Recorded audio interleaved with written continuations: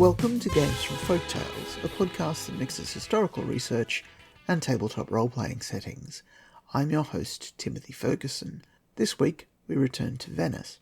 Followers of the podcast will know that I'm taking part in City 23, which is a writing challenge where you try and write each day some material for a city for a role-playing game, and I've been using Venice. I've reached the stage in the project where I'm going back through a shopping list of material that seems necessary to have a Venice book that hasn't come up in my general research. While I was looking up books on Venetian shipbuilding, which will probably be next month's Venice episode, I found a strange little book by mystery author Donna Leon. Leon used to live in Venice but never allowed her books to be translated into Italian because she didn't want to have to deal with celebrity? Fandom? Now that she's in Switzerland, perhaps she'll change her mind. Anyway, one of her friends built a gondola from scratch, and she observed the process, and we're going to go through her notes and look for useful things. In my earlier episode where I laid out the shopping list, I mentioned that I wanted a floor plan for a gondola, but in hindsight that's ridiculous. It's like asking for a floor plan for a limousine. So let's go through these notes. Gondolas have a heap of structural bits that could be enchanted for various effects. The bit interesting me right now is the fontapi, the inclined foot brace that the gondolier pushes against. The gondola is corked with resin-dipped cotton string wedged into the joins. I think this can be crossed with the magical hair from the very first Venice episode. It's then sealed with resin and then pitch layers, resin on the exterior, pitch on the interior, and then paint. A gondola moves at walking speed. Donna Leon's friend who makes one weighs it, and it's 350 kilos. Gondolas are mentioned in 1094 in a law, and this is hundreds of years before my other sources say they exist. The common usage of the word gondola appears in the 16th century, and the boat at that time is symmetrical and has two rowers standing and facing forward.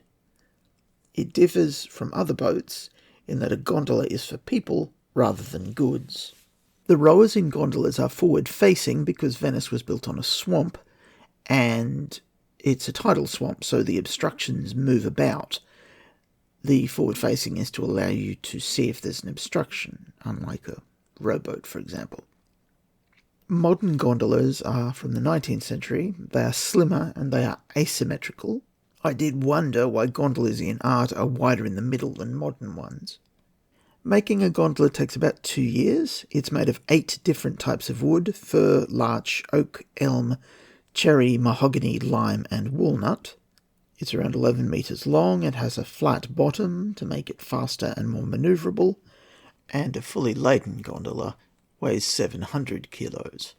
There's a quote here: "It uses no more energy than if he were walking at a normal pace."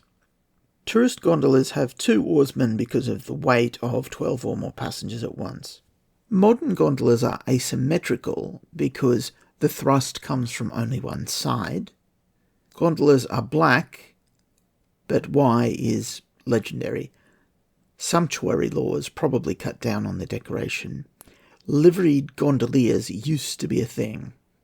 There are notes that ambassadors are exempt from sumptuary laws, so some of them had gilded gondolas, and she suggests black is a practical colour for covering scrapes and collision damage. She mentions the myth that it is an act of piety to thank God for deliverance from a particular plague. The little tent thing is called a felze, and it protects passengers from the weather.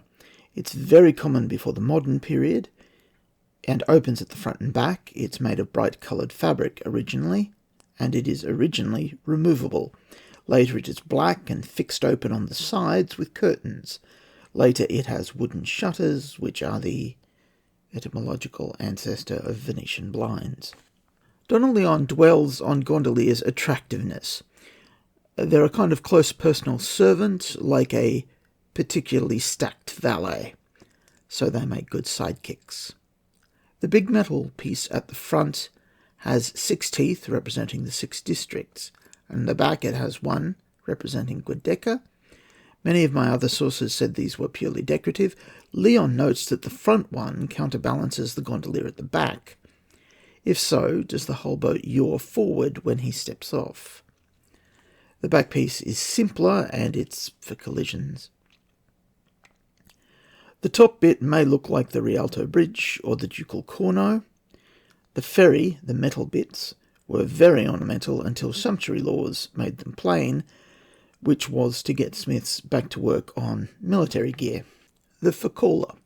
The Furcola is the opening that the oar rests in. It is always made from a single piece of walnut root. It is carved to suit the height and weight of the particular gondolier. It is made by master crafters. It is maintained religiously by gondoliers. They use linseed oil or private magical potion secrets. In the modern day, they use Vaseline. It may need a diagram. The oar is 4.2 metres long and made of beechwood. It is thinner and broader at the far end. It is not a pole. The call for "look out, I'm coming" is "oi," which, as an Australian, pleases me inordinately. She notes that in 1514 the Proviventori alle Pompe, which are the enforcers of sumptuary laws, are empowered. In 1562, plain, undecorated boats were passed into law by the Senate, but the law does not work, and so the law is restated in 1584. And those are Donna Leone's notes on gondolas. The rest of the book is filled out with translations of barcarolles, which are the songs that gondoliers sing. At the moment, the two books I'm going through are a History of Venetian Gardens by Monty Don, which is mostly a coffee table book, so I'm not getting a lot of detail out of it, but I am getting some idea of how space is used in Venice, which will be useful for setting stories. And a book on the craft of Venetian shipbuilding, which will eventually lead to deck plans for round ships, galleys, and statistics for arsenalotti as Covenant members. Your saga may vary. Oh, before I leave, quick apology for the missing fortnight this month. Little medical issues. Everything's sorted out now. Your saga continues to possibly vary.